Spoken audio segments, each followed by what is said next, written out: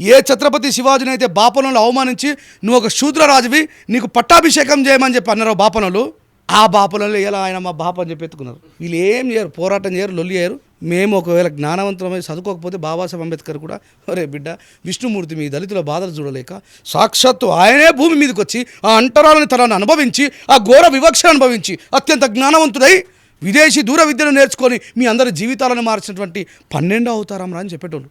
ఇట్లాంటి రాజేష్ గారు అసంటోళ్ళు లేకపోతే చదువు రాకపో పాపం మా తాతలకు నిజమే అయ్యో విష్ణుమూర్తి మా కోసం పుట్టిండేమో అని చెప్పి ఈయనకు గుళ్ళు సేమ్ అంతే. మళ్ళీ మన యానికానిచ పాప అనే జన్మాంతర కృతానిచ తీసుకొచ్చి అంబేద్కర్ ఆయన మహా అంబేద్కర్ అభిషేక నమః రుద్రాభిషేక నమః అని అంబేద్కర్ దేవుడిని చేసేవాళ్ళు. అందుకే బాబాసాహెబ్ అంబేద్కర్ గారు, మహాత్మా జ్యోతిబాపు, ఛత్రపతి సాహు మహారాజ్, ఛత్రపతి శివాజీ వీళ్ళంతా కూడా జ్ఞానవంతులు కావాలా బిడ్డ మీరు అన్నారు. జ్ఞానవంతులు కాకపోతే చదువు నేర్చుకోకపోతే అధర్మానికి ధర్మానికి సత్యానికి అసత్యానికి నిజానికి అబద్ధానికి మధ్య ఉన్నటువంటి తేడా మీరు తెలుసుకోలేరు. నేను చదువుకున్నా కాబట్టి ఇది మాట్లాడగలుగుతాను. చదువుకోకపోతే మా తాతకు చదువు రాదు, మా నాయనకు చదువు రాదు, మా బాపుకు చదువు రాదు. నాకు వచ్చింది కాబట్టి నేను చెప్పగలుగుతున్నా. మీరు అన్నారు కదా ప్రతిదాని మీద బాబాసాహెబ్ చెప్తాడు, నువ్వు ఈ సమాజాన్ని ప్రశ్నించాలనుకున్నప్పుడు సమాజం నేను లక్షలాది క్వశ్చన్లు అడుగుతుంది బిడ్డ, కోట్లాది సమాధానాలు రెడీ చేసుకున్నాకనే ఈ సమాజం మీద నువ్వు యుద్ధం ప్రారంభించున్నాడు. అందుకే నేను ఏమని చెప్పిన స్టార్టింగ్లో, మిత్రమా నువ్వేమని అడుగు, నా వల్ల అయితే చెప్తా, లేకపోతే నీ నుంచి నేర్చుకుంటా. అదే బుద్ధుడు చెప్పిండు, అదే పూలే చెప్పిండు, అదే బాబాసాహెబ్ చెప్పిండు.